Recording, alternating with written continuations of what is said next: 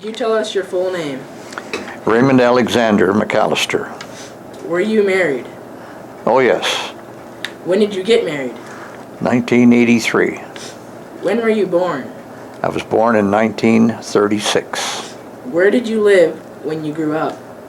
I lived in East St. John. First of all, I lived on Gilbert's Lane, which isn't even there anymore, but I moved with my family to East St. John.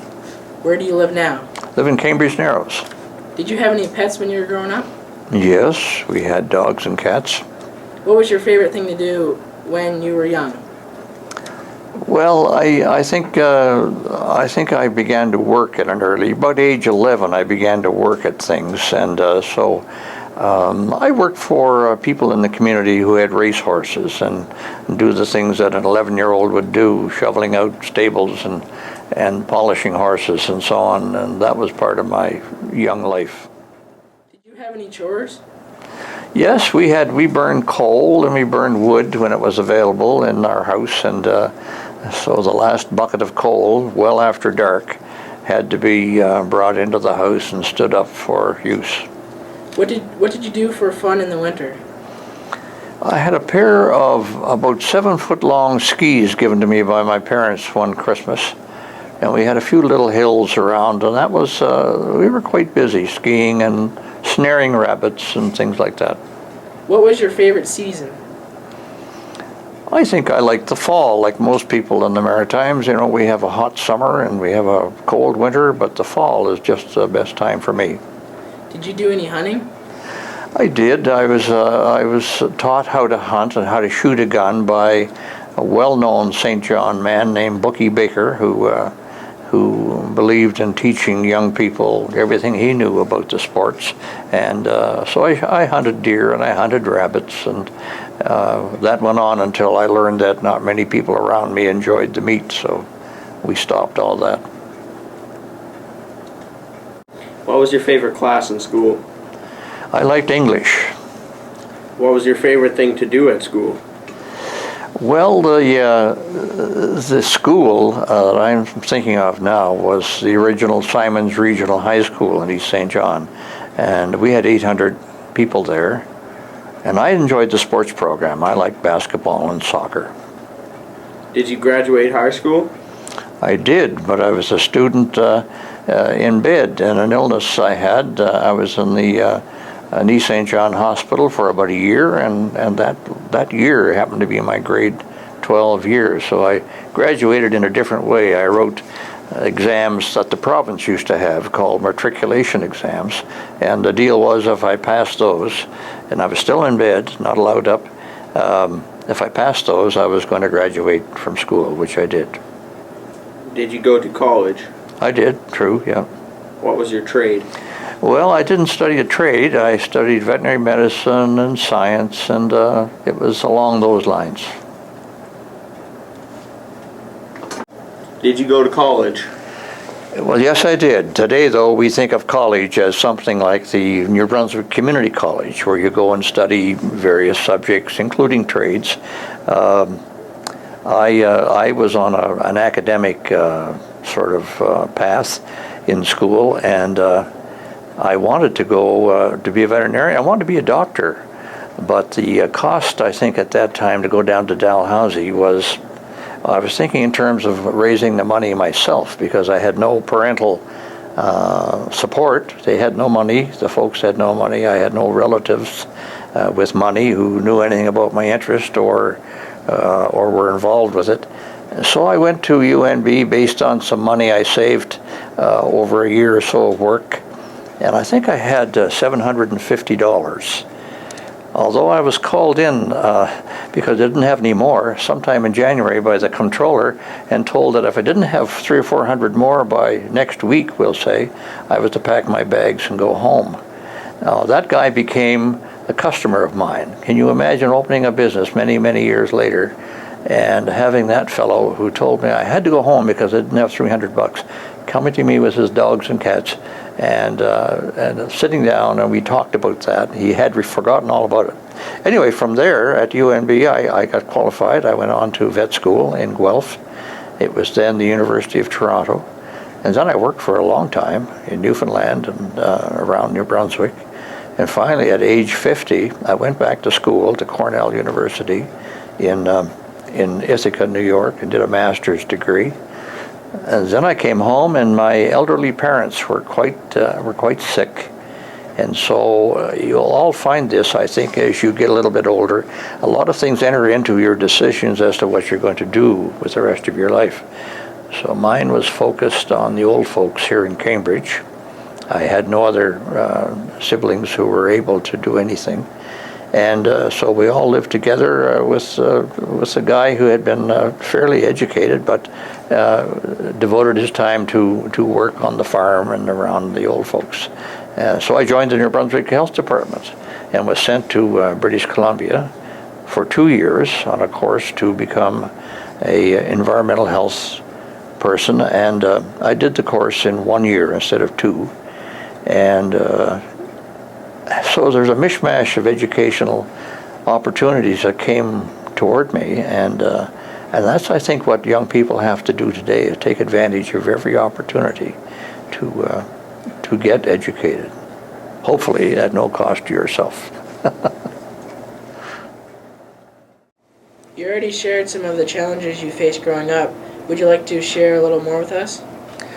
Well, sure. I've already indicated that as a young person, and this happens in many, many, many families, finances were not planned for anybody's further education, at least not in my family. And in a lot of families, suddenly a child will graduate from high school, or maybe the year before, and starts talking about college or some other training program, and the parents get wind of this, and in my case, a lot of invention was brought to bear. For example, other family members who were university educated were brought to my home when I was around on a Saturday afternoon to tell me that it was very tough in university.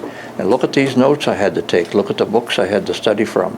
And it was all very, very much presented to deter me from pressing on and trying to go to university. I kind of understood that then, and sort of didn't bypass it. I realized it was a lot of work, but my whole thrust in life in regard to studying and doing anything at university or anywhere else was money. Could I afford it? How could I afford it? And what good would it do me if I went to study it? Well, as I indicated at the end of our conversation a moment ago, when I came home from a really big bit of studying at Cornell University, there wasn't a place to exercise a master's degree, because if there was, I had to be near Cambridge Narrows, because there were 2 old people in my family who needed some attention. No matter what attention they gave me early in life, now they needed some attention, and we all get to that point. And so we have a decision to make. And so there was another job came up with the health department, and as I said, they sent me off to Vancouver to study there. And that was the first occasion on which somebody else paid the bill. I went there and found my room and was paid for. My books were paid for. The course was paid for. And I saved them a few bucks by not having to stay there 1 full year extra and doing that course in just 1 year. And so I had a job, a secure job with the government of New Brunswick, where I stayed until I retired. I think in the circumstances that I was facing, that there were a lot of decisions to be made. And all through life in the study process, it was money that dictated whether I could go home for Christmas, whether I should travel here or there, whether I should take a girl out for a hamburger on a Saturday evening. Did I have enough money to put in the collection plate at church? These were all things that one had to think about. I had 1 white shirt at the Ontario Veterinary College when I lived in the residence. Room and board there was $10 a week. And you could take a bucket with you, literally a pail, if you could drink that much milk, to the dining hall at nighttime and fill a container full of fresh milk from their own dairy. You could bring home bread, homemade bread, to your room at night. So at about 10 o'clock, the whole place was ablaze with toasters emitting smoke from burned toast, and the hallways were full of people having a lunch courtesy courtesy of the dining room at the veterinary school.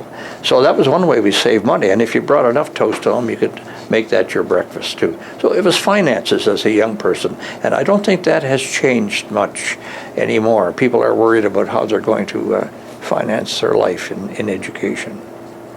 When did you start working? Well, I worked, I sort of lied about my age when I was 15. I said I was 16. I got a driver's license. And a fellow down the road ran a grocery store, and he was addicted to alcohol. He couldn't drive, so he had a big business. And everybody wanted their lunchtime orders at lunch hour. So I'd leave the high school, which was right across the street, and come over to his grocery store, throw the boxes that were all packed.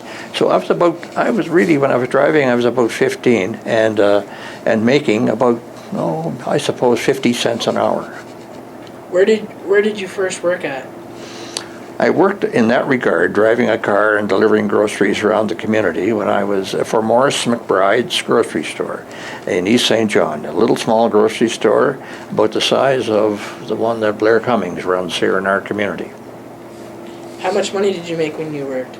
Well, if you could make $5 a week, or even, I remember dizzy heights of 30 crossed my mind one time, and that was because I cut some Christmas trees for all the rooms in the school. I said there were 800 students in the school. Every room had to have a tree, and so I'd get $3 or $4 a tree. So anything I could do to make a few bucks, and that was legal, that I knew was legal, was done.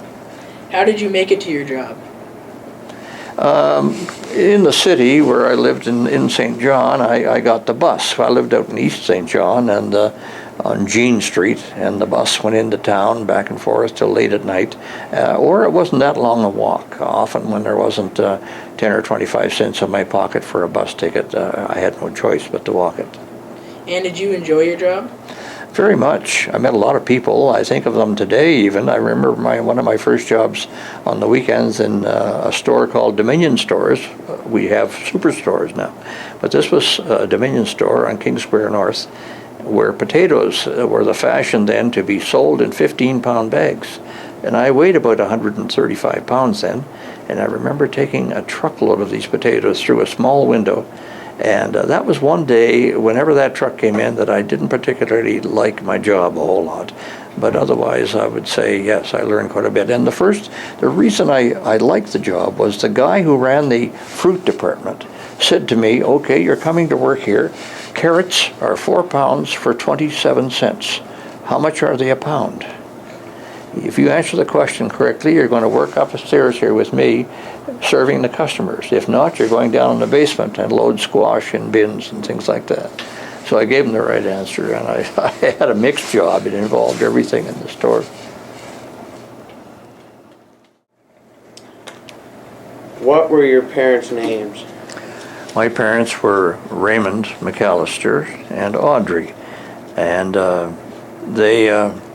they moved here to Cambridge Narrows when their lives, I guess, were turned upside down a bit due to health issues. And they lived here. My father was 81 when he died, and my mother was about 76. And her complications were from diabetes, and her health deteriorated quite markedly here in Cambridge Narrows. They were married here in this community too, in hunting season. My father was a lover of the woods and so on, and they came here and stayed the weekend of their honeymoon. And so I've got a funny feeling that I maybe started my life early here too in Cambridge Narrows.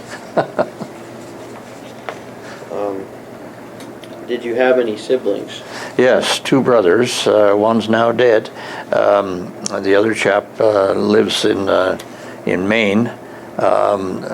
Diabetes went right through our family. My father wasn't affected, but my mother's father was a World War I veteran and was sent home from the battles in Vimy Ridge with this strange condition that they diagnosed as diabetes. Didn't know much about it then. Sent him to the people of this community. He was living here, first of all, his family was, while he was in the war, and in Harold Bellier's house down in Lower Cambridge Road. And they sent him to the community here, raised $800, sent him to Toronto to see a fellow that his doctor named as Banting, somebody Dr. Banting, who happened to be the inventor of insulin. And go see him, he may fix you up. This was the way a reference was made in those days, a medical reference. So he went to Toronto and knocked on an office door that had Banting on it, and the secretary said, "Oh, Dr. Banting's in Europe lecturing, I'm sorry." And it was funny because within a few months he was a patient. The old man was a patient in Camp Hill Hospital, the Army Hospital in Halifax, along with many other people with diabetes. And Dr. Banting arrived.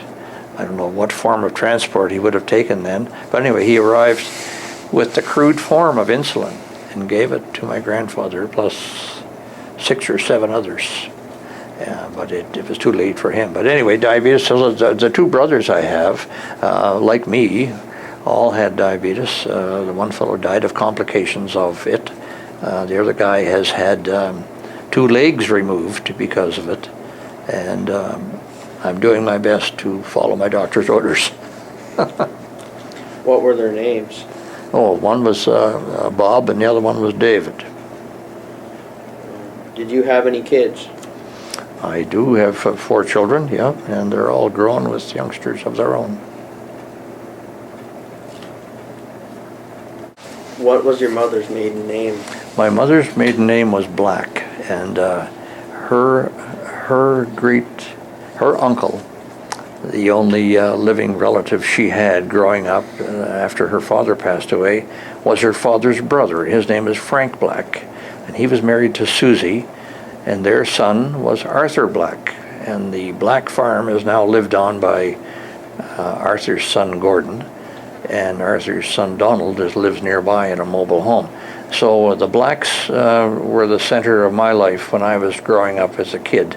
I went to their farm and learned the art of harnessing a horse, driving a horse, and planting potatoes, and all of the things you do on a farm to keep yourself alive. What were your children's names?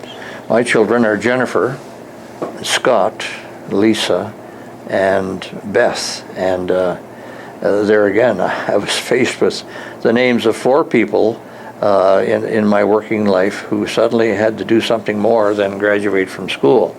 So Jennifer became a registered nurse. Lisa became a registered nurse. Then she took a 5-year master's program, which got her to be a licensed nurse practitioner.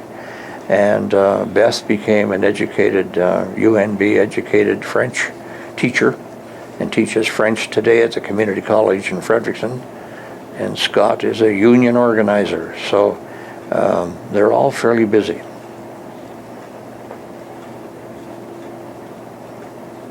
We would like to ask you some questions about transportation growing up. When did you start driving? Well, I might have been about 12 or 13 years of age in a driveway at a house nearby where I lived on Westmoreland Road. Now, this house was owned by a man who owned those horses I told you about. I used to work around when I was a kid. And he also owned a wood yard, a big pile of slab wood, softwood slab woods, that I used to go and help unload off railway cars. I don't know where they came from, but the railway cars were full of slab wood. We put it on an old half-ton truck, brought it out to this wood yard, sawed it up in small pieces, and he sold it for a few bucks a load to various customers around St. John. So I was involved with that. But in the meantime, I'd sit inside the half-ton and I'd play with the gear shift, which was on the wheel, and I'd try to figure out which was low and so on. So I kind of learned in the driveway. What was your first vehicle? The first vehicle I owned and really loved was bought under unusual circumstances. I'd been a patient in this hospital in East St. John, and the janitor was well known to everybody who was in. I was in the hospital for 1 year, so we all knew old Al, and he was a kind old man. But one of his jobs was to go to town every Thursday with the accountant of the hospital and get the payroll for the staff. Well, on this particular day, the truck he drove, which was a hospital truck, was hijacked by somebody from the, and I knew exactly when I heard this thing on the radio, heard the incident, I knew exactly in my own mind who was responsible for it. Anyway, he'd been a patient in the hospital, and he jumped in behind old Al and the accountant and threatened them with a knife, made them drive to a gravel pit, and he thought he'd killed them both. He just killed Al, the driver, and he left the other fellow injured. He recovered from the injuries to die many years later from something else. But the injured man identified the killer, and as time went by, I approached Al's wife, who lived in my area in East St. John, if she wanted to sell his old car. Now, the old car was a 1931 Model A Ford, a four-door Ford. It was a lovely thing. I paid $140 for it. You shared with us that you paid $140 for your first vehicle. Whatever happened to that vehicle? Well, I drove it when I was home from university. Most of the time it sat in the backyard. And when I got home, I'd have to sort out insurance and a few other things because I was only going to be driving it for a few months. Radio and television played a big role in my life, and I worked at it as a young guy for many years. And it was always in my life. Even as a graduate student, I was involved in radio, writing and producing and acting in plays on radio at CBC in Newfoundland and various other places. And so I had this car with me. And one day at CFNB in Fredericton, I was getting ready to go back to university in the fall. And once again, the money issue entered into my mind. I knew I only had $150 or $200 a year to set aside for tuition. That's all it cost. The maximum cost for tuition one year was $300, which was, right now you'd say, no problem to earn that. It was a problem then, and just like it's a problem now to earn $5,000 to pay for your year. So I decided to sell the car. And it was parked down on the wharf in Regent Street down in Fredericton. I lived out in Marysville with a veterinarian and his family. And I drove in and did the early morning shift at the radio station every day. And so at the end of the day, I accepted $75 from a guy for the old car, and later forgot I'd sold it and walked down to get in. I was all ready to report it stolen. But however, $75 came back to me for this old car, and I think now if one had it, it would be worth maybe $7,500.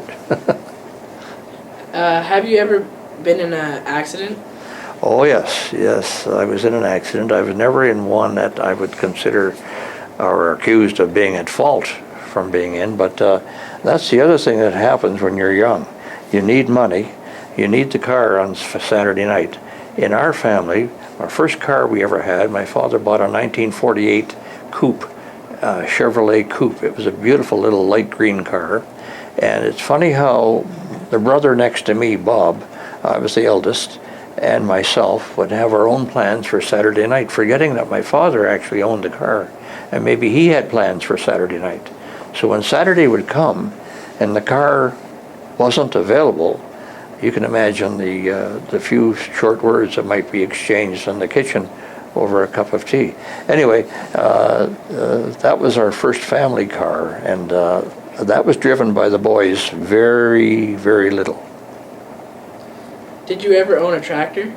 Yes, I have a tractor now that I received on a wedding anniversary 24 years ago, and it's still going strong, and I hope it outlasts me.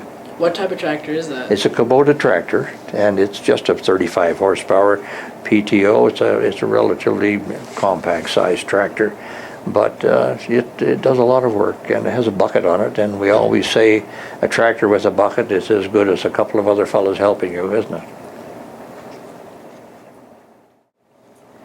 You are a public health and a veterinarian, but your passion for broadcasting and writing has surfaced. Could you tell us more? Well, just imagine being in grade 9 and the teacher coming to you and saying, would you mind reading the introduction to our school choir songs that we're going to sing at Christmas down in the auditorium next Friday, because the radio station is coming to record our school singing Christmas hymns. Well, I said, sure. I was dressed in my hunting boots because I only had enough money to buy a pair of hunting boots, and I love to shoot rabbits, and my heavy woolen pants. I went downstairs and I had the introduction for this choir singing 4 or 5 Christmas songs. And the people who recorded it called me the next week from CFBC in St. John to ask if I would come in and discuss going on the air on the weekends and learning the radio business, helping out, because they liked what they heard. And that led to a long time, I guess I could say a lifelong association with radio. And so every summer when I finished veterinary school or whatever I was studying, I was welcome to go back to CFNB in Fredericton, and I was the early morning man for all those times. I also had a job after hours at the racetrack announcing all the horse races. Now you stand at the finish line of any racetrack just as a spectator and look out at the horses going by, and how are you going to know that horse's name is Joesdale Hal or Omar Lee? Omar Lee was a horse owned by Walter Akerley, where the J9 antique shop is. Walter used to train him in the field right beside the antique shop just across the lake here. And so all those memories come back right now as you bring up that question. But radio, and I'll mention one name in radio, Vicky Gabbro, that a lot of people remember as having a show on CBC in the afternoons. And for 1 year, she chose me, I don't know how, as her veterinarian of the airwaves on Monday afternoon across Canada. So I had to have a topic ready to talk to her about, and she loved to talk about sheep. She wanted about the birthing of a young lamb. How would a human hand ever fit in where it should to bring a young lamb out to life? And Vicky was a cab driver in Toronto before her broadcast years.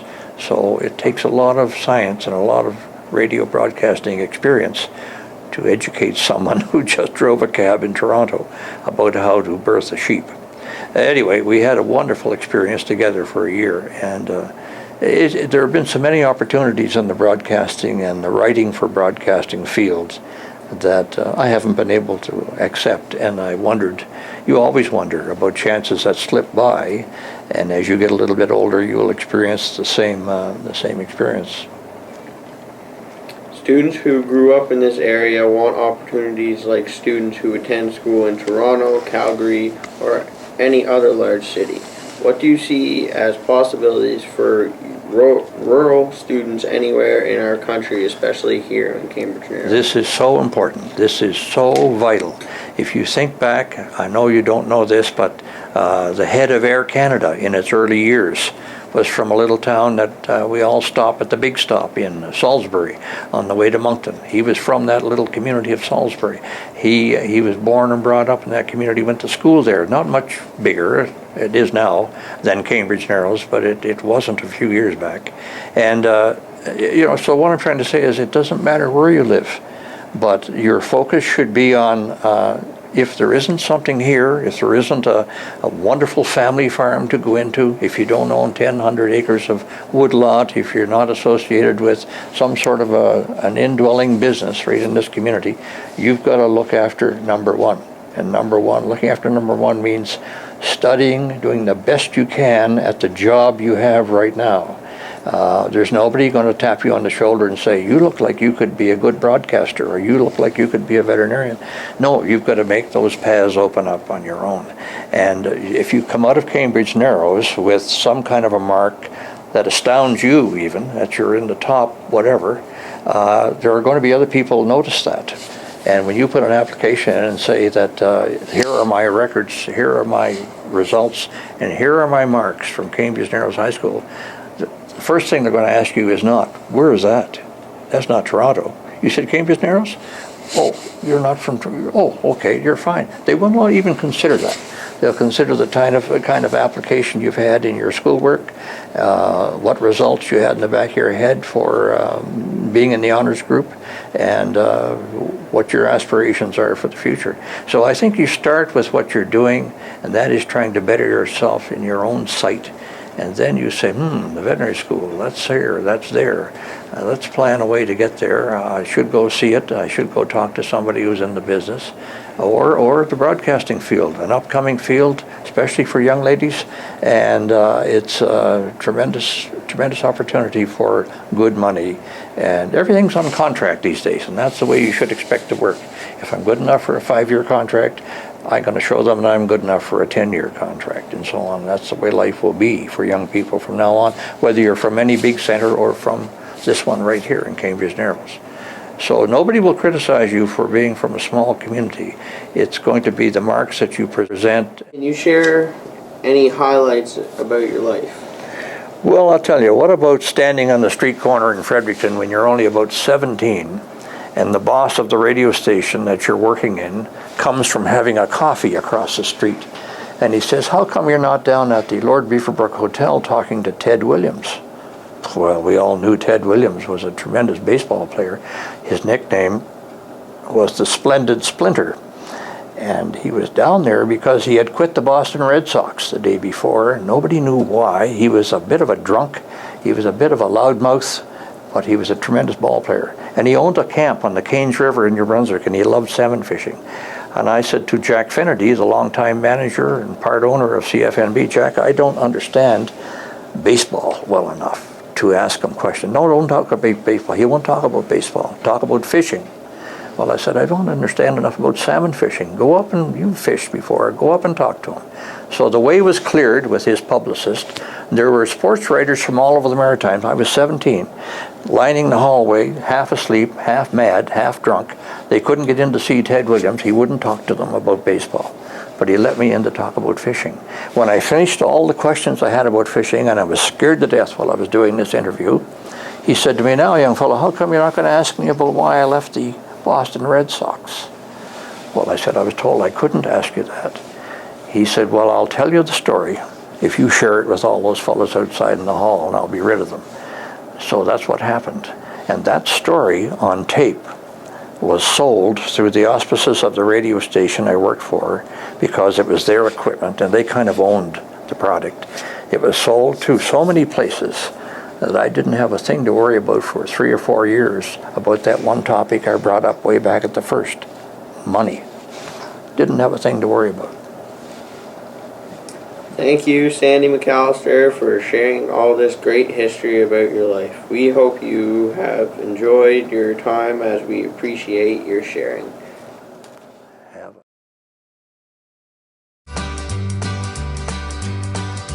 They're gonna put me in the movies. They're gonna make a big star out of me. We'll make a film about a man that's sad and lonely, and all I gotta do is act naturally. Well, I'll bet you I'm gonna be a big star, might win an Oscar